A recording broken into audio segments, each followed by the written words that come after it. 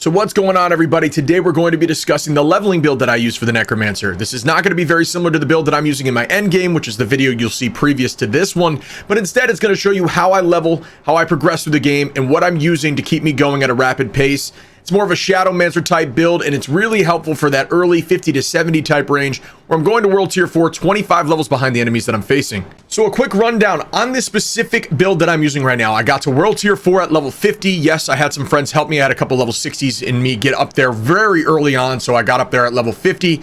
The monsters that I was facing are 25 levels ahead of me. I was worried I wasn't going to be able to get anything done, but fortunately with this build, I've actually been able to run the standard tree dungeon. So a lot of the things I've been doing to level up from 50 to 70-ish is looking for what, Tree of Whisper dungeon. So I'll go over and I'll run specifically straight up Dead Man's Dredge, stuff like that, that are, they are going to be 25 levels above me, but they're not going to have any of the nightmare buffs or debuffs that are going to make my struggle way worse.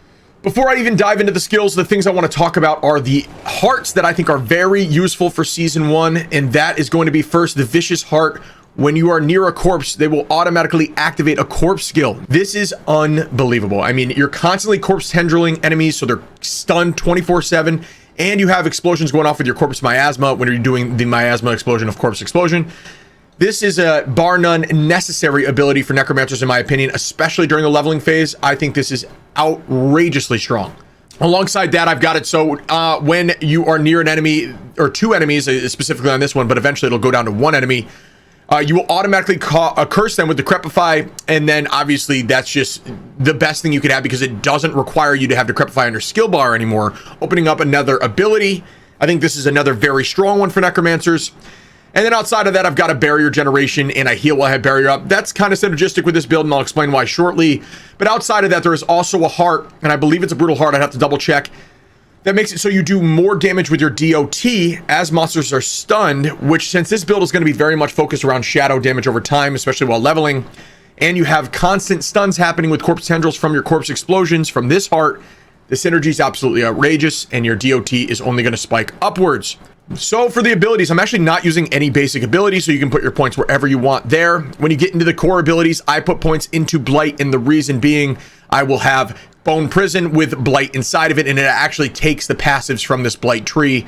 So you'll deal 15% increased damage to enemies within Blight, and it'll also deal shadow damage over time with the Blight ability. You want to make sure you have Hued Flesh fully stacked out, and I like going down the Blood Mist train because it's just very strong to have, especially as you're under leveled, to avoid damage and to constantly stay in an invulnerable state. We talk about this in our other videos, but the main thing that you'd want to do here is leave a corpse behind in case you're in a sticky situation where there's no corpses around. Corpse Explosion is your main damage dealing on this build. I actually use this as my left click, and you need to have Blighted Corpse Explosion for the miasma dealing damage over time onto the ground. You want to have as much shadow damage over time to all of these mobs as possible while your corpse tendrils is constantly stunning them on it and dragging them around with that malignant heart. You want to buff up the damage of your minions because it's always strong to have, especially in a situation where they're constantly going to be spawned up due to that corpse usage as well. I didn't mention this, but that heart also will consistently keep your spawns up on your minions, which is really cool. I use Bone Prison. This is a recent addition. I added this in simply because I like the vulnerable damage. While they're taking DOT, I put a Bone Prison around them, and it just deal more damage to them. And then if you get that aspect that Blighted Corpse Prison, it'll have the Blight in the center, so although we're not using that ability, it'll be pulled in with Bone Prison. I threw a couple points into Generate Essence, but only reason, or 1 point into Generate Essence, only reason I want to get down to Fuel Death, just extra damage when you use a corpse.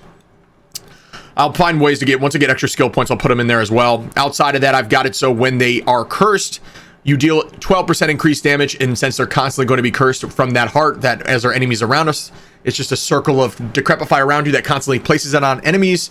You'll deal 12% increased damage, and I also buffed up the Skeletal Mages.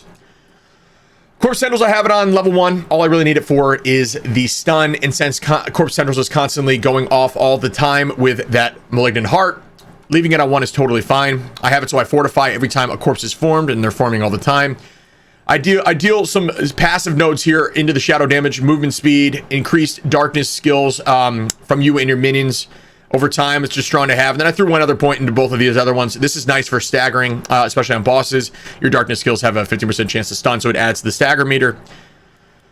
Moving forward on my abilities to keep the minions up, I actually don't use Golem. We'll talk about that.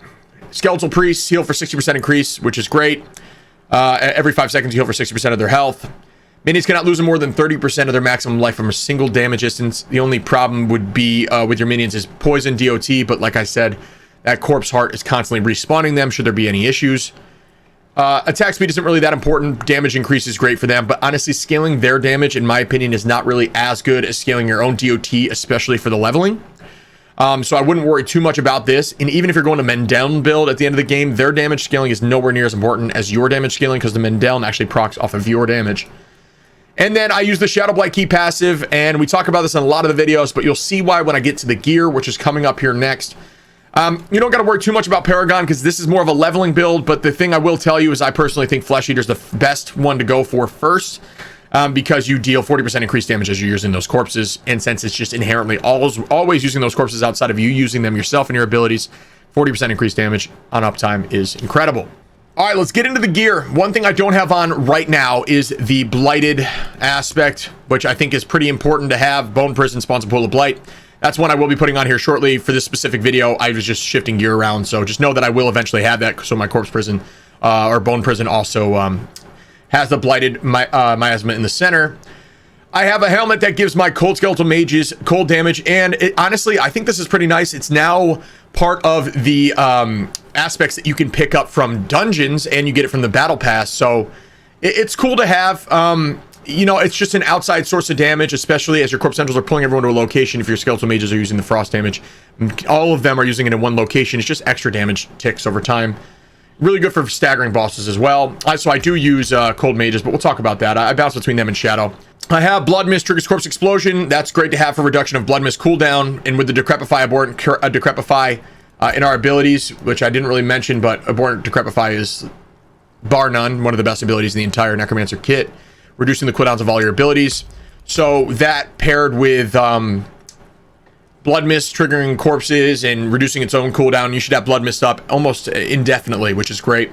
I also got 9% physical damage on this chest piece. Let's go. This one, I increase the skeletal warriors. This is where I'd kind of rotate this with the blighted. I believe I'd make this switch for blighted, which I'll do probably today.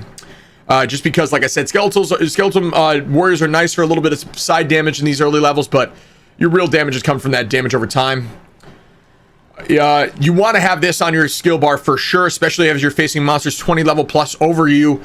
Bone Storm gains a barrier equal to 3% of your base life for 10 seconds. Because I am using Bone Storm on this ability, leveling build, it's really strong to have, and I actually have it so it's a shadow damage over time as well, but we'll talk about that when we get there. These boots can be swapped out. I had an Iron Maiden build beforehand. You know, the Iron Maiden Decrepify combination where you deal 40% increased shadow damage. That is definitely strong, and a lot of people, and I did mess with that for a while. I thought that was going to be the way, but I was finding much more success going with more defensive aspects and then having the DOT just doing slightly less damage, because in the end of the day, they were still falling and I was staying alive, and that's way more important for these early levels, especially if you go into World Tier 4 as early as I did, 25 levels behind the monsters. Dealing increased damage while standing still, very good. And I make up for the not having the Iron Maiden Decrepify damage from this right here, 30% increased damage as you stay still, and the barrier, you deal increased bit damage when you have a barrier active, and since we're always going to have a barrier when we're using Bone Storm, that combines very well. Critical strike chance increase from corpse tendrils, always going to be strong. Just rolled it on the necklace, so I got to get better gear for my necklace. My bone skills, including Bone Storm, now do shadow damage, which is great for getting us to our Shadow Blight key passive, ticking 10 times. And then, like I said, that is one of the key things you need on this build is your Shadow Blight. You only do increase damage as a whole as your Shadow Blight key passive damages enemies 10 times. So the more times you can deal shadow damage to enemies, the better off you are. The other item or aspect I'd actually put on here, which I don't have yet, surprisingly, is as you deal burst damage with that Shadow Blight key passive ticking, it keeps increasing its damage exponentially.